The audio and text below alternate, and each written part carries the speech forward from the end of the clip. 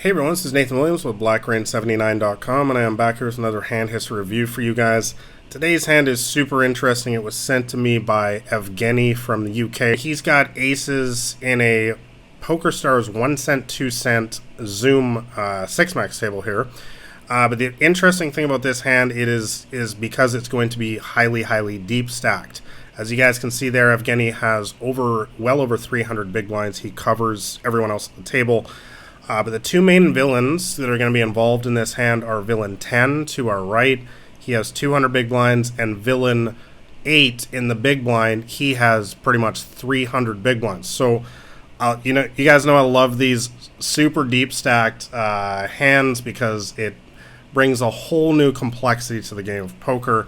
A lot more room for big bluffs and decision making and thin calls and thin value raises and all sorts of crazy stuff. So anyways, let's jump into this. Alright, so it comes to villain 10. He comes in for a 3x raise, and as mentioned, Evgeny has the best hand ever created, as I believe Andrew Nemi would say, with the pocket rockets, the pocket aces.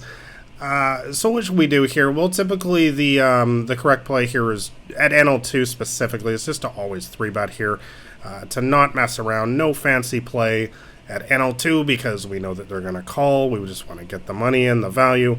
And Evgeny tells me all this in the email, and this is exactly what he does almost all the time. However, in this specific situation, he decides to just call.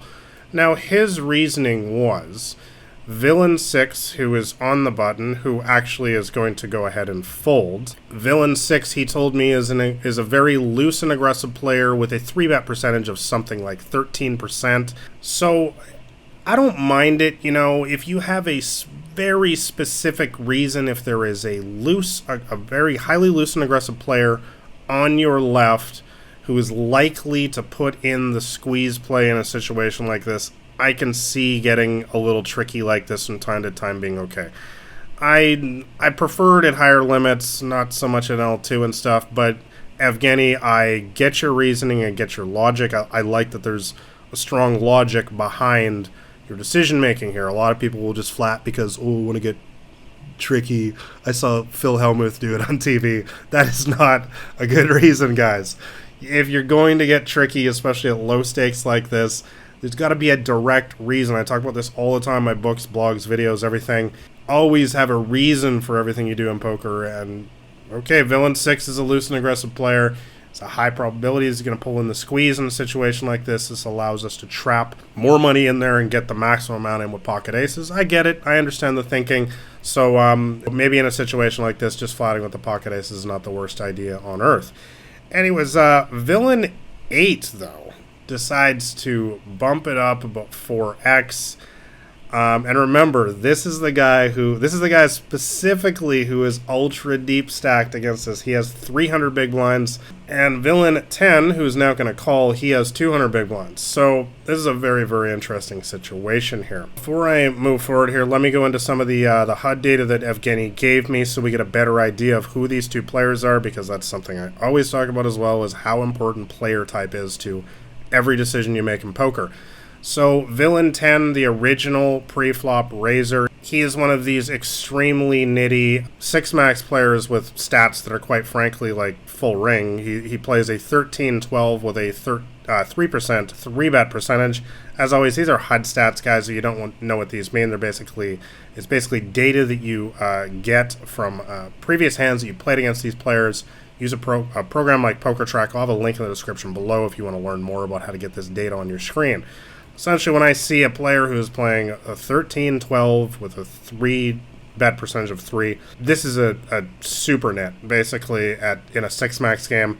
I mean, those are nitty stats for full ring, so that's crazy nitty for 6-max. Now, the other player, though, villain 8, is a much more run-of-the-mill tag kind of player with stats of 18-4-6. Aggression factor is a little bit higher there with the 6, but essentially just a more run-of-the-mill tag kind of player for 6-max. So bottom line, both of these players are regulars. We don't, we expect them both to be in there with reasonable holdings, probably all pocket pairs. Premium hands, villain 8 certainly could have a premium hand considering he 3-bet squeezed here. And I think also, though, considering how deep it is, I think that, again, I always talk about it at NL2. I don't like to assign a high amount of poker IQ, poker intelligence to players at these levels because there's so many beginners that play at these stakes. But I think that some players will recognize how deep the stacks are here and that you should be capable of being in there with a lot more hands like suited connectors, suited aces, stuff like that, that has a high degree of implied odds value, especially in a situation like this where the stacks are so deep and your implied odds are so extremely high. Implied odds, by the way, mean basically your chance of winning a massive pot if you are lucky enough to hit a good flop with maybe a hand like 8-9 of hearts or something like that. It has a high degree of potential to maybe flop a straight or a monster draw, and you could win a massive pot, especially if somebody else has a strong overpair like we do here. So I'm not sure if those hands are in these players' range. I'm not sure if their poker IQ is on that level where they're understanding stack size and how that should play a role into their range here. But essentially, we're up against two regulars. One is a super nit. One is more of a run-of-the-mill tag. So what should we do here? Well, what does Evgeny? Evgeny decides to just ship. And this was kind of actually what he was asking me about in the email. Is should you just shove it all in here? Or should you just 3-bet? I would say that at NL2, I mean, it really depends a lot on what I think of the two regulars. I mean, are they aware of stack size? Are they aware that stack size matters here? And, you can't just call with your ace-king or something for 200 or 300 big blinds, and even like a hand like pocket queens or even pocket kings. You got to really, really seriously consider what's going on here.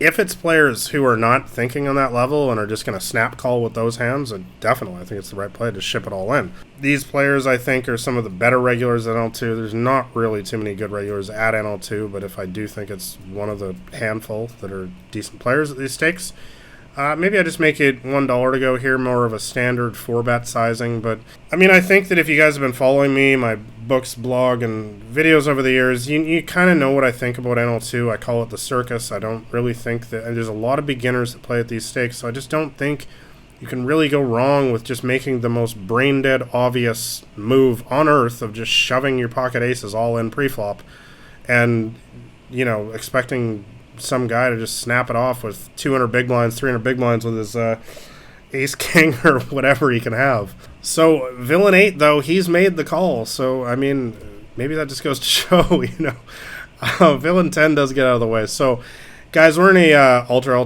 deep stacked pot here. I mean, there's nothing else to say. All the money went in pre-flop, and before we even look at any results, I know you guys want to see the results. I'm going to get to it in literally 10 seconds here. We've done everything we can in this hand. I mean, the results are meaningless at this point. We've gotten 3 stacks in the middle with the greatest hand ever created in Texas No Limit Hold'em. It doesn't matter what happens, guys. So, anyways, great hand, Evgeny, whatever he shows up with, it doesn't matter because you played this hand awesome. The jack's not great. He could have pocket jacks, you never know. And the king's not a great card either because he could have a hand like that. So, obviously, we do lose this pot. And I know how bad it stings to lose 3 stacks in one hand. It's awful. It sucks. And it's what happens sometimes when you're playing these deep stack games. And sometimes Zoom can get deep stacked as well because a lot of players just play for a long time, and you can build up stacks as you're playing at these tables. And as much as this sucks, and I know that Evgeny, you're asking me, should I just make a normal 4-bet? Was it a mistake to shove all in here?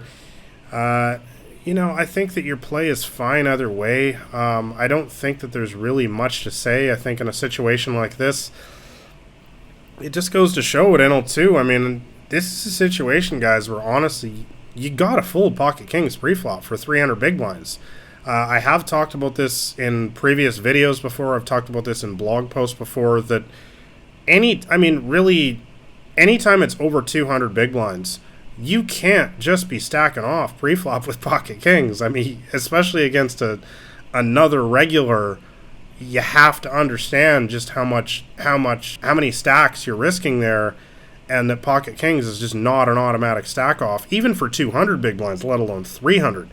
So we've kind of done everything possible in this hand. I mean, we've got the guy to put 3 stacks in the middle with a hand that had, I think, about 18% equity against us pre-flop. So there's really nothing else you can do. And as I said, you know, the only decision is, what should we make the 4-bet? Should we make a standard 4-bet or just ship it all in? Well, you know, if you're playing against players like this, they're just going to snap it off for, 3 stacks with whatever. I mean, the best play is just to shove. And obviously, people always want to look at the results in poker and go, oh, blah, blah, blah, Joker stars, another bad beat. Guys, 18% is going to come through sometimes. That's just the way poker works. 18% equity is going to come through sometimes. As I always talk about in poker, though, the only thing that matters is the process, the decision making. And because the results of individual hands, we do not have any control over that. It's not important. In the long run, if this guy wants to just keep playing his hand like that against us, we're going to destroy him.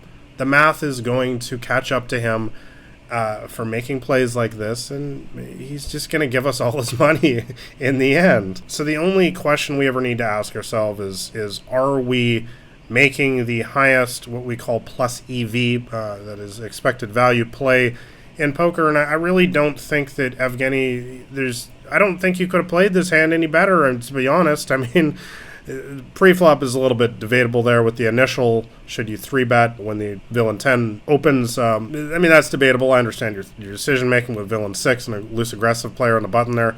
But other than that, I mean, you got all the money in pre-flop against a hand that you had over 80%. You had over 80% equity in the pot. There's really nothing else you can do. So I think to answer your question, yeah, just shove it all in. If they're just going to call off 3 stacks without even thinking, and yes, like I said, yes, people are going to disagree with me in the comments, but pocket kings here is a fold for 3 stacks. It just is. But if you're playing at NL2, a lot of players like this are just not thinking about that.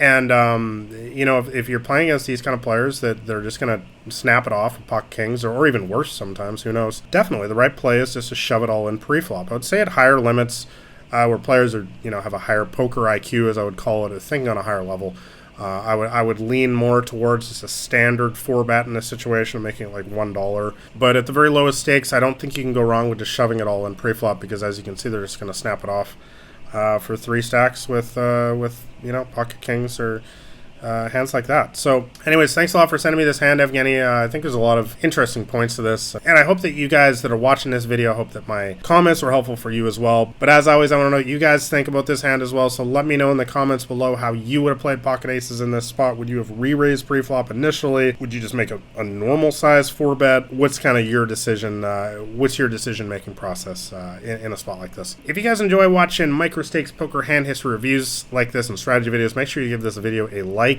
and also subscribe to my channel, as I'm putting out videos like this very frequently. And lastly, make sure you grab a copy of my free poker cheat sheet. It's called Massive Profit at the Micros. That'll give you my complete strategy on how I beat these stakes. It's roughly about a 50-page little free ebook. You can read it in an afternoon. That'll be the top link in the description below. So thanks a lot for watching, guys. This has been Nathan Williams with BlackRain79.com.